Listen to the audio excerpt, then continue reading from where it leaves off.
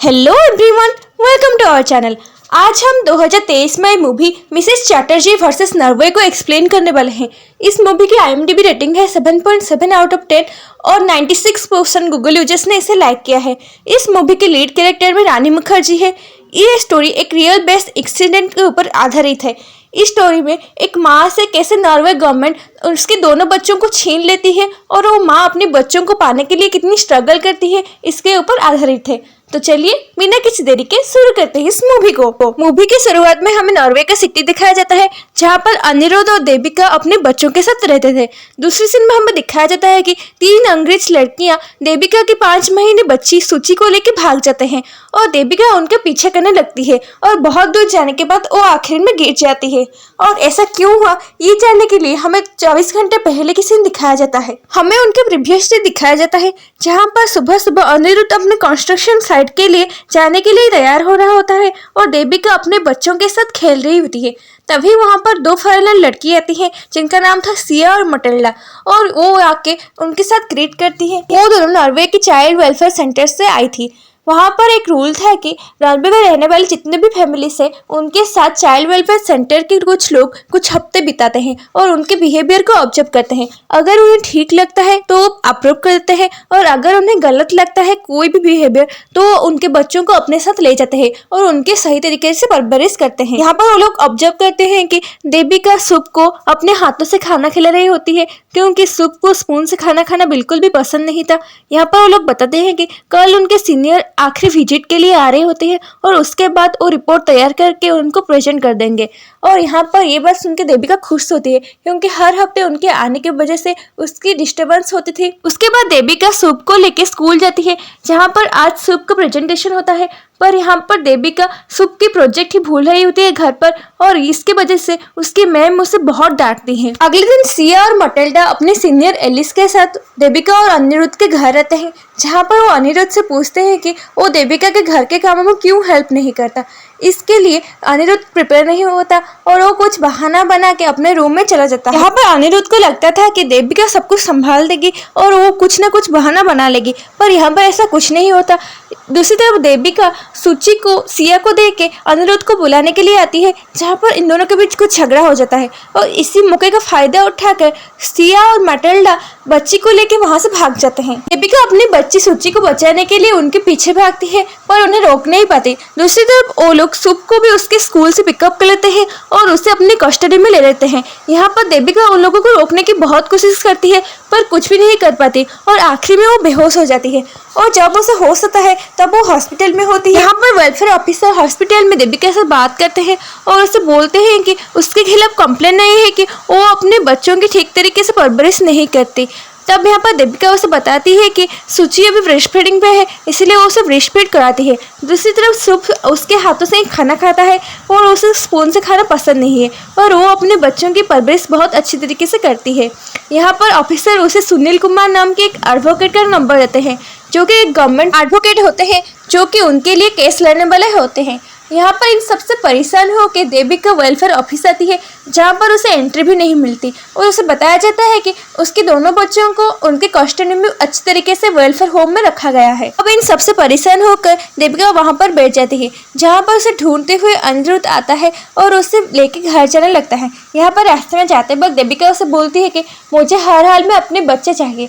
यहाँ पर अनिरुद्ध से समझाते हुए बोलते हैं तुम्हें शांत रहना होगा और हम सुनील कुमार से जाके मिलेंगे और उन्हें अपनी प्रॉब्लम समझाएंगे। हमें जो भी करना होगा लीगल प्रोसीजर के हिसाब से करना होगा।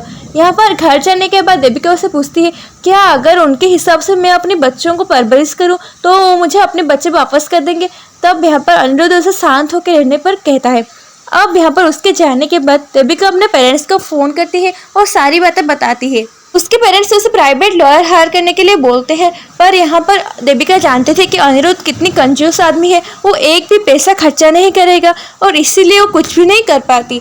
अब यहाँ पर देविका अपने पुराने दिनों की बात याद करने लगती है कि शादी से पहले और शादी के बाद वो दोनों कितने खुश थे। बच्चे होने के बाद भी अनिरुद्ध उन लोगों का कितना ख्याल रखता था, पर अब वो कितनी दुखी है क्योंकि उसके बच्चे ही उसके पास नहीं है। अगले दिन अनिरुद्ध और देविका मिलकर सुनील कुमार के पास जाते हैं और उनसे बातें करते हैं। यहाँ पर सुनील कुमार उसे हर एक बात डिटेल में बोलने के लिए कहती है, जहाँ पर देविका उसे बताती है कि पहले सिया और मटिल्डा उनके घर में वेलफेयर की तरफ से आते हैं, जहाँ पर वो उसे ब्रेस्ट फीडिंग के तरीके से सिखाते हैं और उसके बाद वो उनके फैमिली की तरह ट्रीट करने लगती है। और फिर वही लोग उससे उसके बच्चे को छीन के ले गए। यहाँ पर वो बताती है कि उसके ऊपर एलिगेशन है कि वो अपने बच्चों को अपने हाथों से खाना खिलाती है, उसे अपने पास सुलाती है, उसको काला टिक्का लगाती है, जो कि उनके हिसाब से गलत है। यहाँ पर अनिरुद्ध और देविका अपने बच्चों से मिलने वेलफेयर होम जाते हैं, जहाँ पर अपने बच्चों को देख के देविका रोने लगती है और उन्हें अपने सीने से लगा लेती है। पर यहाँ पर वेलफेयर के लोग उसे रोने से मना करते हैं और फिर कुछ देर बाद उनके बच्चों को वापस लेके चले जाते हैं। उन्हें लगता था कि अगर पेरेंट्स बच्चों के सामने रोएंगे तो उनके ऊपर गलत असर पड़ेगा। यहाँ पर जाने से पहले देविका सबको बताती है कि अगर वो उनके साथ अच्छे तरीके से रहेगा तो वो उसे डिज्नीलैंड लेके जाएंगे, जो कि उसकी फेवरेट प्लेस था। और उसके बाद वो रोती रहती है और वो लोग उसके बच्चों को लेके चले जाते हैं। इसी तरह से 2 वीक्स चले जाते हैं। इसी बीच देविका के पेरेंट्स यहाँ पर आ चुके होते हैं। कुछ दिनों बाद लीगल नोटिस आता है। यहाँ पर सुनील कुमार बताते हैं कि देविका अपने बच्चों को जिस तरह से बड़ा कर रही होती है, ये इंडिया के तौर तरीके हैं। ये सब कल्चरल डिफरेंस की वजह से मिसअंडरस्टैंडिंग हुई है। और इसी तरह कुछ दलीलों के बाद वो लोग शुभ और सूची को देविका को देने के लिए तैयार हो जाते हैं। यहाँ पर देविका और बाकी सब लोग बहुत खुश होते हैं और अगले दिन वेलफेयर होम अपने बच्चों को लेने जाते हैं, जहाँ पर डॉक्टर मार्कस उन्हें बताती है कि उनके घर उनके बच्चों के लिए सूटेबल नहीं है, इसलिए उन्हें स्टे ऑर्डर मिला है कि वो यहाँ पर ही रहेंगे। अब ये बात सुन के देविका बहुत परेशान हो जाती है और वो शुभ को चारों तरफ ढूंढने लगती है और इसीलिए वो पागलों जैसा बिहेव करने लगती है। और सिया ये सारी चीजें रिकॉर्ड कर लेती है अपने कैमरा में और इसी वजह से ये केस और भी पेचीदा हो जाता है। दूसरी तरफ एडवोकेट चेंज करके सुनील कुमार के बजाय कोई डेनियल नाम के फॉरेन एडवोकेट को यहाँ पर अपॉइंटेड किया जाता है, जो कि देविका के केस लड़ने वाले होते हैं। दूसरी तरफ वेलफेयर होम की तरफ से ओजी नाम की लेडीज एडवोकेट लड़ने वाली होती है, जो कि बताती है कि सिया कोर्ट के हिसाब से देविका एक अनस्टेबल माइंड की मदर है, जो कि अपने बच्चों की परवरिश ठीक से नहीं करती। और इसके प्रूफ के लिए वो किंडरगार्टन की टीचर की वीडियो चलाती है, जो बता रही होती है कि देविका अपने बच्चे शुभ की होमवर्क कराना भूल जाती है, उसकी प्रोजेक्ट सबमिट कराना भूल जाती है। यहाँ पर रोजी सिया के बनाए हुए और एक वीडियो सबमिट करती है, जहाँ पर शुभ ने एक बार एक क्लास तोड़ दिया था और इसीलिए देविका उसे घर से बाहर निकाल कर दरवाजा बंद कर देती है। और यहाँ पर वो प्रूव करती है कि देविका अनस्टेबल मदर है, जिस वजह से वो अपने बच्चे को बहुत पनिश भी करती है, जो कि इलीगल है। डेनियल भी अपनी पूरी दम लगाकर केस को लड़ने की कोशिश करता है, पर इसका कोई फायदा नहीं होता और आखिर में वो केस हार जाते हैं। पिटीशन को रिजेक्ट कर दिया जाता है। यहाँ पर देविका अपनी टूटी फूटी इंग्लिश में जज को समझाने की कोशिश करती है, पर जज उसकी कोई बात नहीं सुनते और पिटीशन को रिजेक्ट करके केस को यहीं बंद कर देते हैं। इसके बाद देविका घर आ जाती है और वो अपने बच्चों को बहुत मिस कर रही होती है। उसे खाने पीने का भी कोई होश नहीं। देविका अपने बच्चों को याद करके बहुत रोया करती थी। इस तरह देविका हर दिन सूची के लिए अपनी ब्रेस्ट मिल्क बोतल में भर के ले जाया करती थी, पर सूची को मिल्क नहीं दिया जाता था। ऐसे ही सेपरेशन के 2 महीने बीत जाते हैं।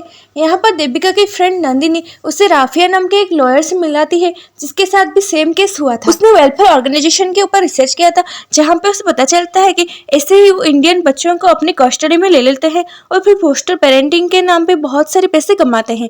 इसमें लॉयर, जज, टीचर सब शामिल होते हैं और सबका एक एक हिस्सा होता है। यहाँ पर वो वीडियो चलाती है जिसमें टीचर उनसे बयान दे रही थी और उसे झूठ प्रूव कर देती है। यहाँ पर वो एक वीडियो दिखाती है जो उसने टीचर पैरेट की मदद से बनाया था, जिसमें बोल रहा था कि वो अपने माँ के पास जाना चाहता है। अब ये सब कुछ जानने के बाद देविका अनिरुद्ध से बात करती है और उससे समझाती है, पर अनिरुद्ध उसकी बातों को विश्वास नहीं करता, क्योंकि उसे सिर्फ अपनी सिटीजनशिप से मतलब था। यहाँ पर गुस्से में देविका डिसाइड करती है कि वो अपने बच्चों को बचाएगी और इसीलिए वो शुभ और सोची को वेलफेयर होम से चुपके से निकाल कर ले आती है और स्वीडन एयरपोर्ट से इंडिया जाने की तैयारी कर रही होती है। पर तभी वहाँ पर पुलिस ऑफिसर आ जाते हैं और उसे पकड़ के शुभ और सूची को उससे दूर ले जाते हैं। देविका यहाँ पर चीखते चिल्लाते हुए रह जाती है, पर इन सब का कोई फायदा नहीं था।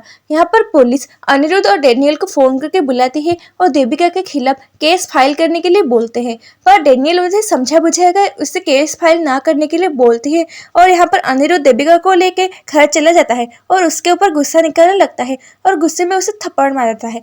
यहाँ पर देविका भी बहुत गुस्से में थी, इसलिए वो भी अनिरुद्ध के खिलाफ जाके उससे थप्पड़ मार देती है। अनिरुद्ध गुस्से में आके देविका को एक कमरे में बंद कर देता है और ऐसे ही बहुत सारे कोर्ट ट्रायल्स होने लगते हैं और इससे कुछ दिन और बीत जाते हैं। यहाँ पर दूसरी तरफ न्यूज़ में दिखाया जाता है वसुधा नाम के एक इंडियन मिनिस्टर नॉर्वे मिनिस्ट्री के साथ अच्छी रिलेशनशिप बनाने के लिए टेलीकम्युनिकेशन टेक्नोलॉजी इंप्रूव करने के लिए नॉर्वे आ रही है। दूसरी तरफ कोर्ट में देविका का केस फिर से रीओपन होता है और यहाँ पर डेनियल पूरी जोरों शोरों से इस केस को लड़ता है।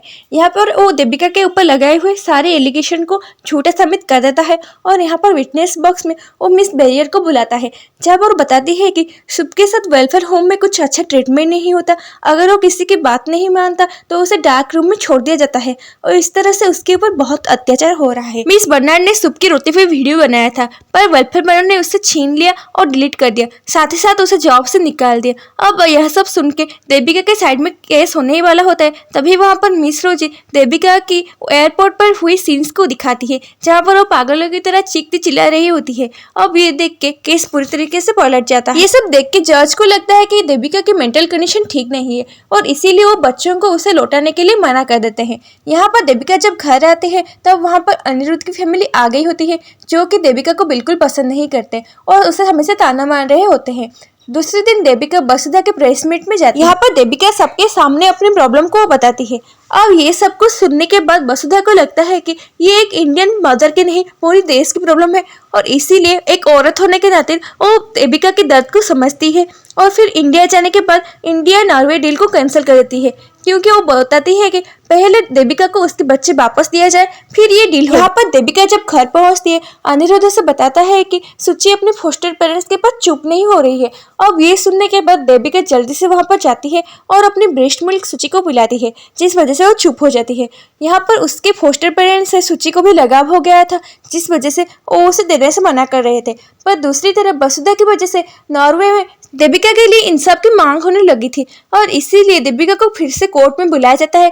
यहाँ पर एक वेलफेयर के ऑफिसर अनिरुद्ध के भाई अनुराग को अपने लाल लपेट में ले लेता है और उसे बताता है कि अगर वो बच्चों का फोस्टर पेरेंट्स बन जाएगा तो उसे 50 लाख हर साल दिया जाएगा। और ये सुन के अनुराग के मन में लालच आ जाता है और इसके लिए वो मान जाता है। दूसरी तरफ नॉर्वे कोर्ट उन्हें बताती है कि अनिरुद्ध और देविका अभी भी अनफेयर पेरेंट्स है, इसीलिए उनके किसी करीबी को उनके बच्चों की देखभाल के लिए रुपए के साथ उनके बच्चों को दिया जाएगा।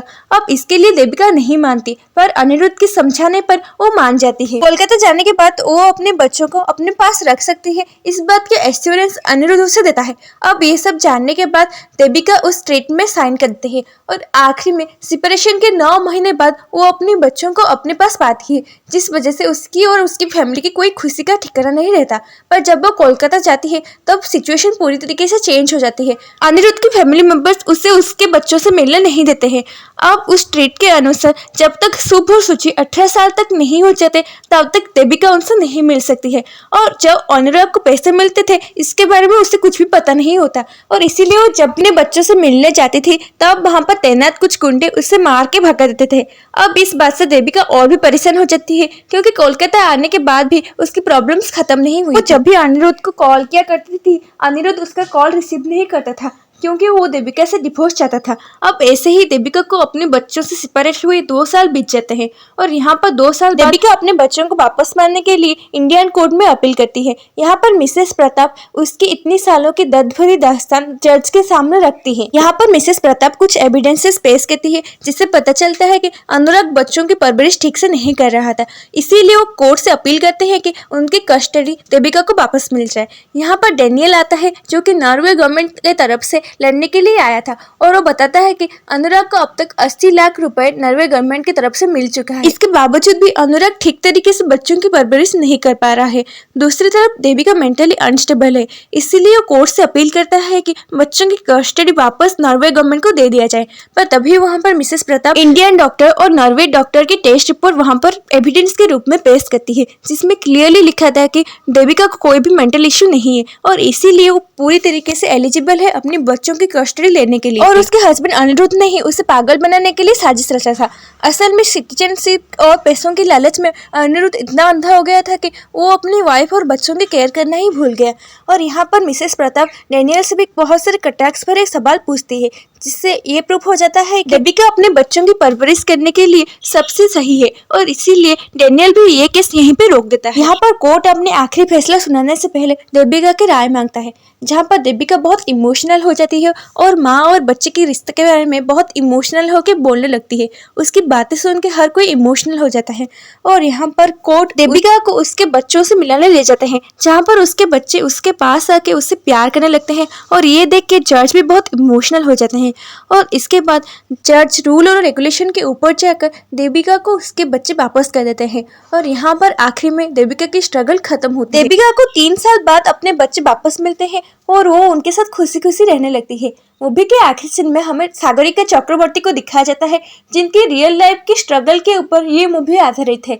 वो 3 साल बाद अपने बच्चों को वापस पाई थी। नॉर्वे गवर्नमेंट ने सागरिका से उनके बच्चों को छीन लिया था और 3 साल के कड़ी संघर्ष के बाद सागरिका ने अपने बच्चों को वापस पाया और इसी के साथ ये मूवी यहाँ पे खत्म होती है। बॉलीवुड में मूवीज ऐसे कम ही होते हैं जो आपको रोने के लिए मजबूर कर दे और ये मूवी इनमें से एक है। ये मूवी आपको रोने के लिए इतना मजबूर कर देगी कि आप उसके सीन्स को देख के उसे अपनी रियल लाइफ में फील कर सकते हैं। रानी मुखर्जी ने इतनी दमदार एक्टिंग की है कि आपको रियल लाइफ में ऐसा फील होगा कि माँ से अगर उसके बच्चों को छीन लिया जाए तो वो माँ को कितना दर्द है वो आप कह भी नहीं सकते। और यहाँ पर हर एक्टर की एक्टिंग बहुत ही लाजवाब है। ये मूवी आपको एक बार जरूर देखना चाहिए और अगर आपको हमारा एक्सप्लेनेशन पसंद आए तो वीडियो को लाइक कीजिएगा, शेयर कीजिएगा, चैनल को सब्सक्राइब कीजिएगा। Thank you very much for watching.